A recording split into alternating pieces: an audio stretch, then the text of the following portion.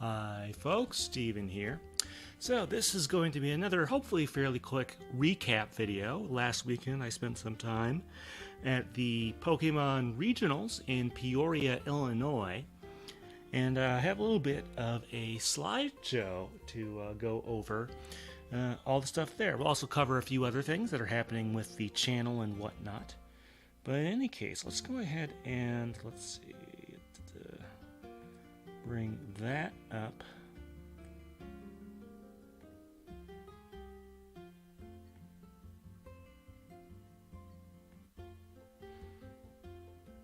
Alright, yeah, this is Peoria Regionals 2023. So, it doesn't look like there has to be a Milwaukee Regionals this year, so I think this might be actually the closest one to me for this season. I may well try to get to a couple others, but we'll see how everything goes.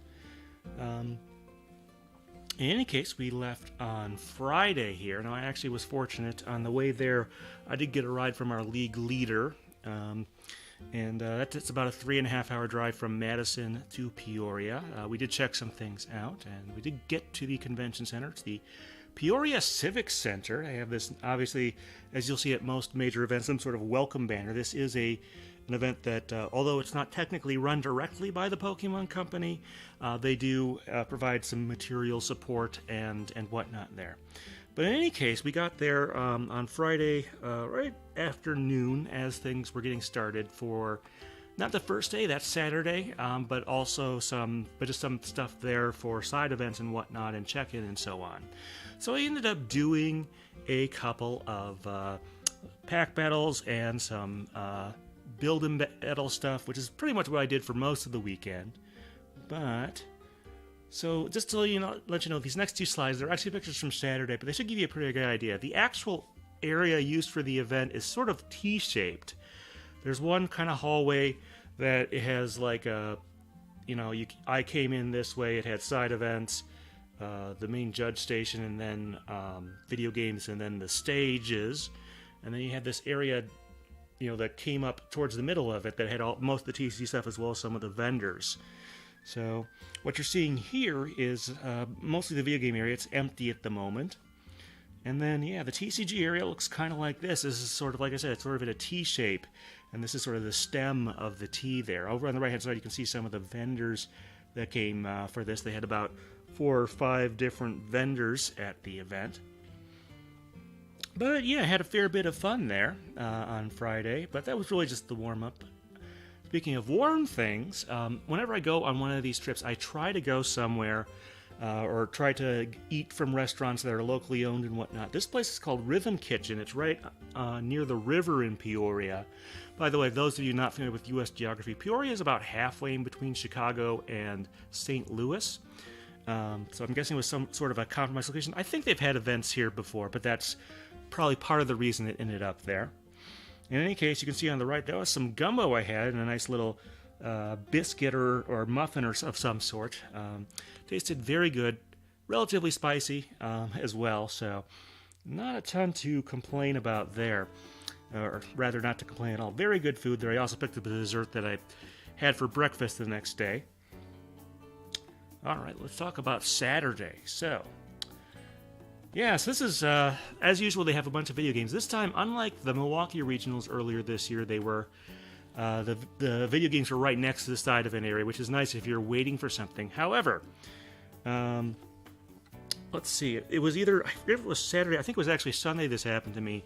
They have that pager system like usual, and I think it was on Sunday, they buzzed me, and I didn't hear it, and I didn't feel it in my coat pocket. So that was very strange. So sorry about that to the people on that one. They had to call my name out. But in any case, I did do some more side events. Like I said, met some real great people. So Build and Battle, it seemed like they had 2 different sets that they were pulling from there. It was either Obsidian Flames or, oh gosh, what is it? Fusion Strike. That's correct. Picking that up from out there. And so one important thing is both for the pack battles and the build and battles, they ran a special rule where basic energy counts as energy of any type. 1 unit of energy, but it counts as all types of energy. And in Fusion Strike, you have this Latios and Latios pair that have these abilities that let them cross attach energy in addition to the regular energy attachment you get for your turn. So this ended up being kind of broken. On Saturday there was one where I think someone else might have gotten it, but I made full use of these and did quite well in that event.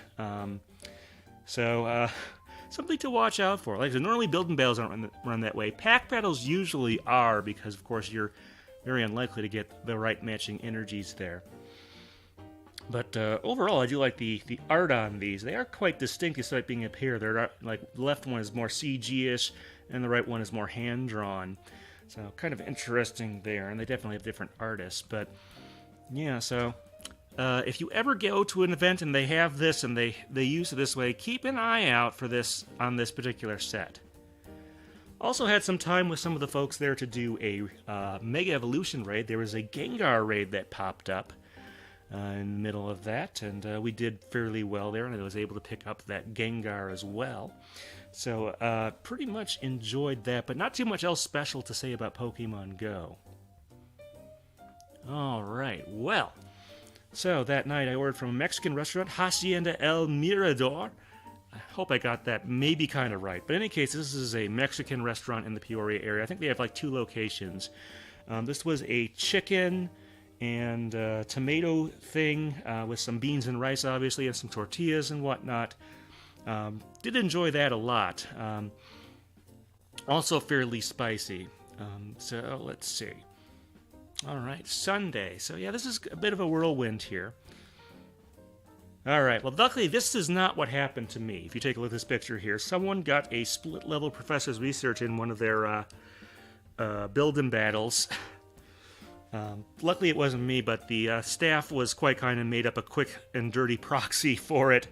But, yeah, kind of unfortunate. Luckily it wasn't a more valuable card. This must be something that happened. It got pinched or something in the manufacturing process, is the only thing I can assume happened here. But you can sort of see that there, so kind of funny there, but yes, so Goosephone was around this time. She had a couple interesting cosplays. On Friday she was dressed up as Bianca, not from Black and White, but from the 5th movie. Let's see, she also, as you can see here, she is dressed up as, I can see her face, I cannot see her name. Gloria, that's her name, from the Sword and Shield game. So very accomplished. I did an interview with her a couple months ago after meeting her at North American Internationals. So you can see there, very, very confident there. Although she did admit her voice was really worn out because she had just been to an anime convention like the weekend before. So lucky her. All right, well, I did get a lot of product from those events there, but of course, if you do well enough in them, you can earn some points and you can redeem them at this prize wall. Every one of these is a little bit different. Here they have some Day 2 event t-shirts there. They also have some play mats you can see at the bottom, lots of plushes, some card product, all sorts of stuff. Now, I kind of would have wanted some of the 151 product because that has been scarce and hard to come by, and I'm looking for a couple of the cards there. I guess I'll probably just have to get them online from an auction or something, but you can see someone did, by the way, if you look on the far right side, you're going to see there's a big Wailord plush. Nowhere near as big as the real thing, but by plush standards, it's enormous. Someone did redeem their points for that, so that one did sell, so to speak. So what did I end up getting? Well, sort of the big thing I ended up getting was this box, Elite Trainer box for Obsidian Flames. Like I said, they were out of 151. I'm not sure if I'll open this myself or maybe put it as a door prize at an upcoming tournament at our place. Haven't decided that one yet, as I've sometimes done. I also picked up some sleeves and I think it's a Tretta chip. Those are the rounded rectangle ones, as opposed to circular ones, which are Batrio, and then there's that new game with the rounded ellipse type shape. So, picked up another one of those. Those are always kind of fun. Alright, so what did I have for dinner on Sunday? This place is called Ember Smoked Barbecue. So this is some barbecue salmon and rice, some baked beans, and also some spicy corn. Another good meal there. I ate pretty well while I was in there. On my own dime, of course, but still. All of these are good places you should consider visiting or ordering from if you're ever in Peoria. All right, Monday. Well, so I didn't go back with our league leader for that because he wanted to go. He was going back Sunday night, and I didn't want to get back to Madison at like 11 o'clock midnight and then go to work the next day. So I took Monday off, and I took several buses actually. So this is Peoria Charter. They run a 3 times daily service from Peoria to Chicago on the intercity bus there. You can sort of see that. And it's kind of an interesting route. It goes to, Illinois State University, Normal, Illinois. I know seems like a strange name. I don't know if it's named after somebody or what. But in any case, one of the stops it goes to is Normal, Bloomington. Normal is Bloomington is the other city in that little cluster there, and Illinois State University. They actually have an Amtrak station there. Some itineraries had me taking this bus to a train that would take me down in Chicago. But in any case, we ended up going up Interstate 55. And that's a little different angle on the Chicago area than I'm used to, so it was kind of interesting coming in from the southwest. Over here you can see a picture as we got near O'Hare of, you can sort of see an outline of the Chicago skyline and a lot of the various buildings in there. So it was a different approach, but overall it was a pretty calm bus ride, and I did more or less enjoy it. Once I got to O'Hare, I just took a regular bus back to Madison that I've taken many times. And you've probably seen in some of my other trips.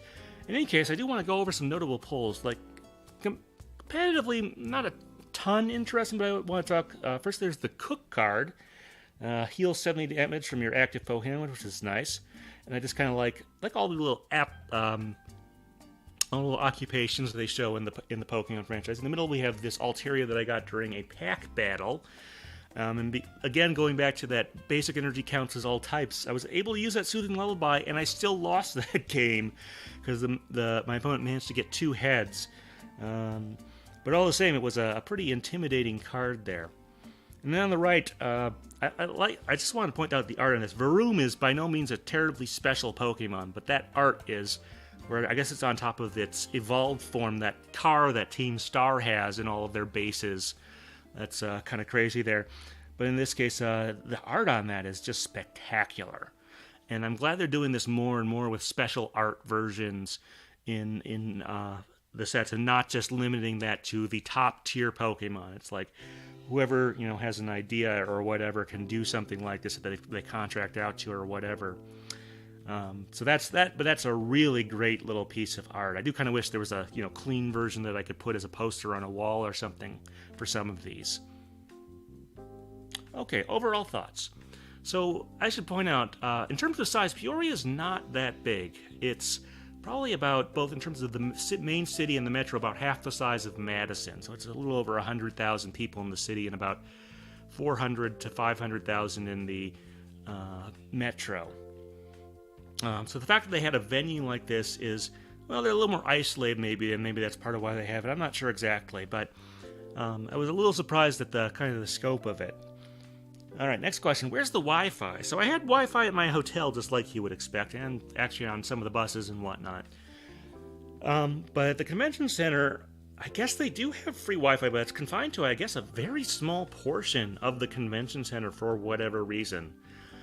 Which seems very strange. There were plenty of Wi-Fi hotspots for a lot of the streaming and a lot of official stuff at the event. But if you needed to use Wi-Fi on your laptop or whatever, you would go to, I guess, a very small place. A little Wi-Fi lounge that they have there has that, which seems quite strange. I don't know. Thank you, cassette lovers. So I had 4 cassettes ready to go for this one, and I gave out all of them. Thank you to all the folks who picked those up. You don't have to. You can always take a flyer or CD when I go to an event. And I guess now I have to make more cassettes. But always like to shout out to that. And downtown felt, to be honest, kind of empty. I mean, there was some traffic. You couldn't just dart across the street whenever you wanted to, Not just, jaywalking perspective, but I just mean, without worry of anything. But it did seem pretty empty, certainly over the weekend, and to a certain extent even kind of on Friday and Monday. Monday was maybe a little bit busier. But it didn't seem like the most eventful place. You compare that to somewhere like Madison, which is a little unfair because, of course, the downtown Madison is right next to the UW campus, so anytime school's in session, there's plenty of people going around and about. But I didn't get the feeling that it was really the center of activity for the city. Maybe it was in years past, and like a lot of cities, its downtown has become less relevant, which is kind of unfortunate. But overall, had a pretty good time at the event. Would definitely recommend, and if they have it again next year, as long as everything works out, I do plan on going again.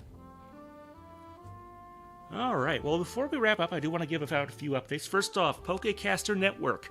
Some recent-ish episodes for some of the shows there. PokeScience Ecology XP, Pokemon Viridian Forest. So it's apparently something forest-related. Let's see, Welcome to the World of Pokemon. They've made it to Gen 2. It is 156 Quilava is their latest episode. Let's see, not a scratch. Arc 6, Episode 8, The Mansion Mini-Arc begins. Critical Hitmonlee, Episode 79, A Sunken Threat. They did have a bit of a hiatus on that show, but they have recently come back with an episode a few weeks ago. And then Pokepress Digest Podcast. This episode is not out yet, but I swear I will get it out soon. This is our discussion of the music of Super Smash Bros. Brawl for the Wii. So I'm in the process of editing this together, and it shouldn't be too far off. I hope to have it out by no later than next weekend, is definitely the plan there. But that is what I am working on. All right. Well, if you have any other questions about the event and what it's like to, especially to play side events. We didn't. Okay, good. I did not. It's minimized Chrome, and I was worried I closed the window. No, thankfully. But in any case, please let us know, and I hope to see you at another one of these.